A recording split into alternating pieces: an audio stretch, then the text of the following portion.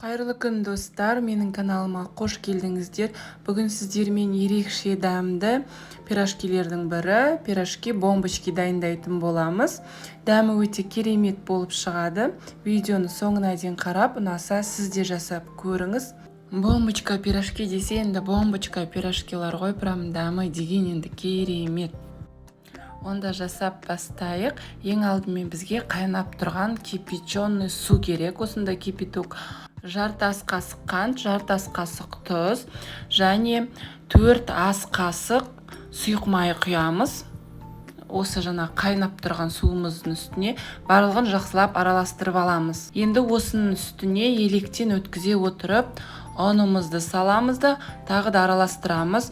Қолмен бірден араластырмаңыздар, өйткені ыстық су ғой, қолдарыңыз күйіп қалмасын. Бірінші осылай қасықпен араластырып аламыз да, үстіне тағы да ұн сеуіп, қамыр илеп, басып, оны бетін жауып 30 минутқа бұғуға қойып қоямыз. Салмамызды дайындаймыз. Алдын ала күштен өткізілген сыр, оның үстіне ас көк қосамыз. Менде сыр өзі тұзды болды, сондықтан тұз қосқан жоқпын.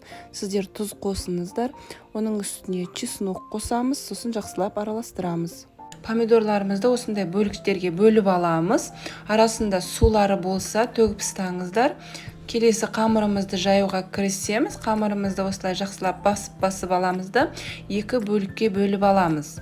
Астыңғы бөлігін жазып аламыз бірінші, содан кейін екінші бөлігін жазатын боламыз. Нанды жайған кезде жұқалығы еттің наны сияқты, яғни жайма сияқты қатты жұқа болмасын. Примерно 0,5 сантиметрде болсын. Қатты жұқа қылдырмаңыздар. Сосын помидорларымызды видеода көрсетілгендей етіп осылай қойып шығамыз.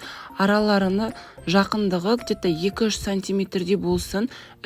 Үстінен жаңағы дайындаған начинкамызды қойып шығамыз барлық жеріне осылай. Келесі қамырдың екінші бөлігін тура осылай етіп, кішкене ғана кішіректеу етіп жайып аламыз да, соны қазір әкеліп осының бетіне жабамыз. Міне, осылай әкеліп жабамыз бетіне. Енді қолымызбен барлық жерін ыңғайлап аламыз, осылай араларында ауа болса шығарып жеріп. Осындай сәйкес стаканмен, не болмаса осындай мендегі сияқты кружкамен үстерінен басып, дөңгелекшелер етіп кесіп аламыз да, шеттерін барлығын жақсылап біріктіріп, жабыстырып шығамыз. Жақсылап жабыстырыңыздар, майға салғанда ашылып кетпейтіндей етіп. Қызып тұрған майда сосын кейін пісіріп аламыз. Өте тез піседі. Бір жағы где-то 1,5-2 минут піссе, екінші жағда тура солай піседі. Бұл қамыр чебурекидің қамырына ұқсас, өте прямындай хрустящий дейді ғой, прям қытырлақ болып, сондай болып шығады. Міне екінші жағы піскен кезде осылай аударып алып, келесі жағын пісіресіздер. Дайын болғаннан кейін барлығын сүлгінің үстіне салып, қағаз майларын сорғытып аламыз. Міне біздің пирожки бомбочкаларымыз дайын. Пирожкилер енді бомбочка десе, действительно бомбочка ғой.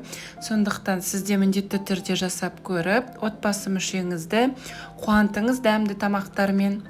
Менің видеом ұнаса, соңында лайк басып, комментарийді жазуды ұмытпаңыз. Ас болсын!